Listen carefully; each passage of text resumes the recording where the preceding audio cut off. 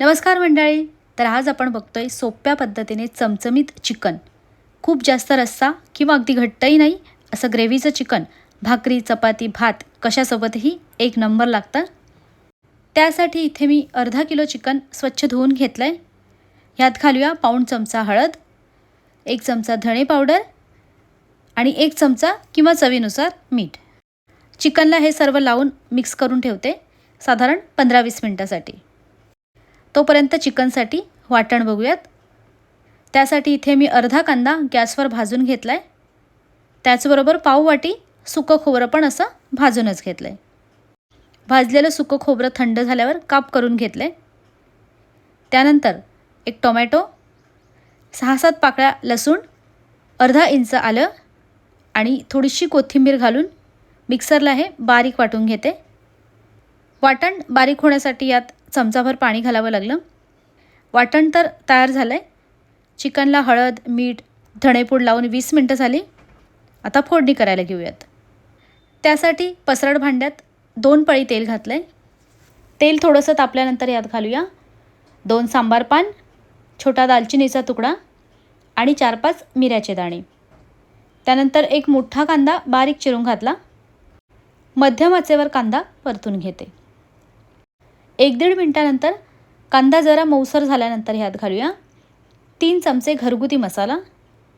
मी इथे आगरी मसाला वापरला आहे.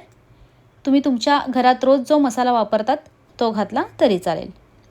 धणे पावडर हळद आपण आधीच चिकनला लावून ठेवलं आहे, त्यामुळे आत्ता घालायची गरज नाही. मंद आचेवर मिनिटभर हे परतलं.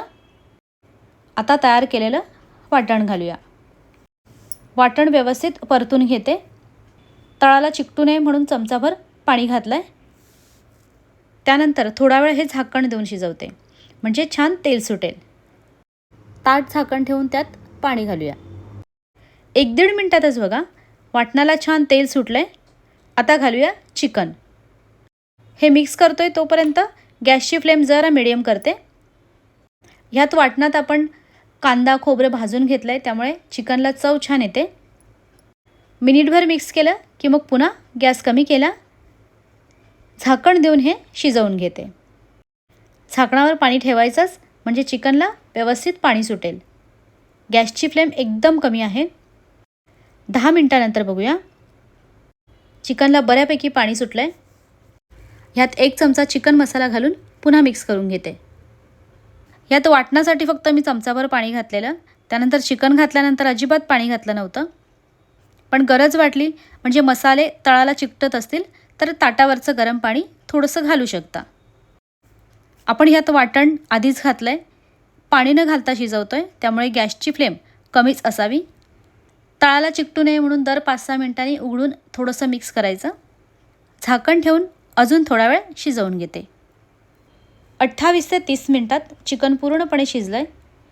आता यात घालूया ताटावरचं गरम पाणी आणि बारीक चिरलेली कोथिंबीर. पाणी खूप जास्त नाही घातलं, थोडंसंच घातलं आहे, कारण आपल्याला चिकनचा रस्सा बनवायचा नाही आहे. तुम्हाला ग्रेव्ही कितपत घट्ट आवडते त्याप्रमाणे गरम पाणी घालू शकता. मीठ आपण आधीच चिकनमध्ये घातलेलं, पण कमी वाटत असेल तर आत्ता थोडंफार मीठ घालू शकता. आणखी 3-4 मिनटं हे शिजवून घेते.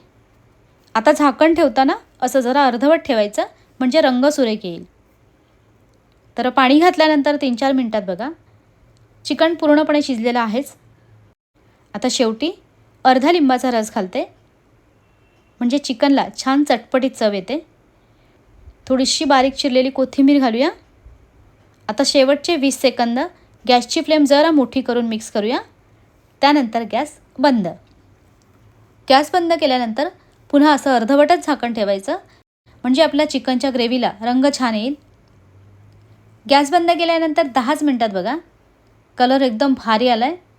खूप पातळ नाही जास्त घट्ट नाही असं ग्रेव्हीचं चिकन कशासोबतही एकदम टेस्टी लागतं. नक्की बनवून बघा, सर्वांना खूप आवडेल. आपली पुढची रेसिपी असणार आहे चमचमीत कोळंबी तवा फ्राय.